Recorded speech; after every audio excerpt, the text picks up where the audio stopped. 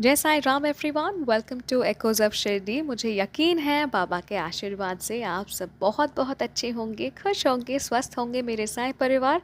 Thumbnail देखकर idea ज़रूर हो गया है कि आज का साई अनुभव किस विषय में है। ये अनुभव जिनका है वो रहना चाहती है अनोनिमस। अप्रैल 2023 में मैम ने अपने मम्मी पापा से बात की कि इन्हें एक लड़का पसंद है और वो उनसे शादी करना चाहती हैं। लेकिन दोनों का कास्ट अलग था, इसलिए इनके पेरेंट्स बिल्कुल अगेंस्ट हो गए। क्या हुआ, जब मैम ने अपने पेरेंट्स को अपने पार्टनर के बारे में बताया तो उसी समय अ, इनके पेरेंट्स इनके लिए दूसरे रिश्ते देखना शुरू कर दिए थे। मैम अपने पेरेंट्स को समझाने की बहुत कोशिश करती थी, पर फिर भी कोई नहीं सुनते थे। उस वक्त इन्हें 1% भी उम्मीद नहीं थी कि कभी इनकी लव मैरिज पॉसिबल भी हो पाएगी। उस वक्त जब घर वाले अगेंस्ट थे तो इनका बस इकलौता सहारा था साईं बाबा। सिर्फ साईं बाबा ही इनका भरोसा, सहारा, सब कुछ थे। सबसे पहले मैम ने 5 गुरुवार के व्रत रखे, फिर साईं सच्चरित जी का पाठ किया, उसके बाद सिद्धमंगलम स्तोत्रम का भी पाठ किया। उस वक्त मैम इतनी डिस्टर्ब थी, उन्हें बाबा के अलावा कोई और नहीं दिखता था जो इनकी सिचुएशन को समझ सके।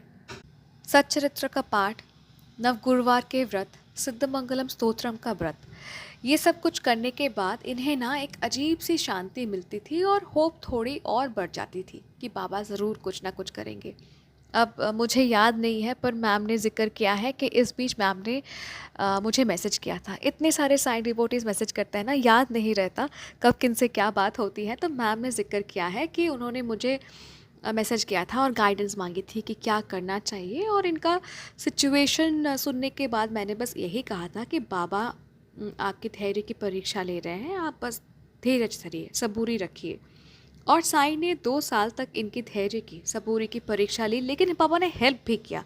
कैसे, सुनिए। मैम के घर के पास एक मंदिर था और वहाँ मैम जाती थी। वहाँ एक पंडित जी ने इनको एक दिन कहा कि आप बहुत परेशान लगती हो, सब ठीक है ना।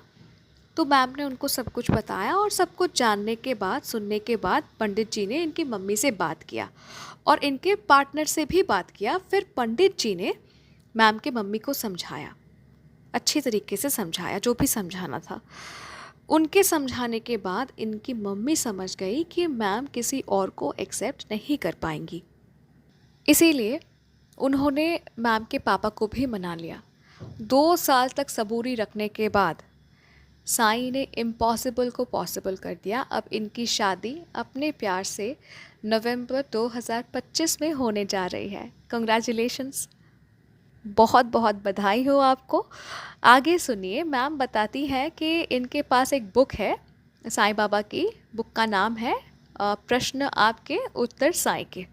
मैम उसमें कोई नंबर सोचकर बाबा से गाइडेंस मांगती थी और हर बार बाबा का एक ही जवाब होता था कि सब्र रखो, सब ठीक हो जाएगा। देखिए, बाबा कभी गलत अश्योरेंस नहीं देते। अगर बाबा अश्योरेंस दे रहे हैं तो आपको विश्वास रखना है, जैसे मैम ने रखा था। सबूरी रखना बहुत ज़रूरी है। तो मैम ने सब्र रखा और सब्र का फल मीठा हुआ। सबसे पहले मैम आपको बहुत बहुत बधाइयाँ, शुभकामनाएं आपके आने वाले कल के लिए। और साथ ही साथ thank you so very much इतना खूबसूरत एक अनुभव हमारे साथ शेयर करने के लिए। मेरे साईं परिवार, अनुभव अगर अच्छा लगा तो इस अनुभव को बहुत प्यार दीजिए, लाइक कीजिए, शेयर कीजिए सबके साथ। अगर अपना अनुभव मेरे साथ बांटना चाहते हैं तो आप मुझे ईमेल कर सकते हैं, इंस्टा पे डायरेक्ट मैसेज कर सकते हैं, या फिर मेरे व्हाट्सएप नंबर में भी आप मुझे मैसेज कर सकते हैं। साथ ही साथ मैं एक और बात बता दूं कि अगर हमारा दूसरा चैनल इटर्नल साइंस ग्रेस अभी तक सब्सक्राइब नहीं किया तो कर लीजिए। वहाँ पे रोज़ सुबह 7 बजे साईं वाणी अपलोड होती है। हफ्ते में 3 बार टैरो कार्ड रीडिंग होता है और साथ ही साथ 24/7 साईं बाबा के लाइव दर्शन होते हैं डायरेक्ट शिरडी से। तो अभी तक अगर उस चैनल को, साथ ही साथ इस चैनल को सब्सक्राइब नहीं किया है तो कर लीजिए। फिर मिलती हूँ बहुत जल्दी। टिल देन, जय साईं राम।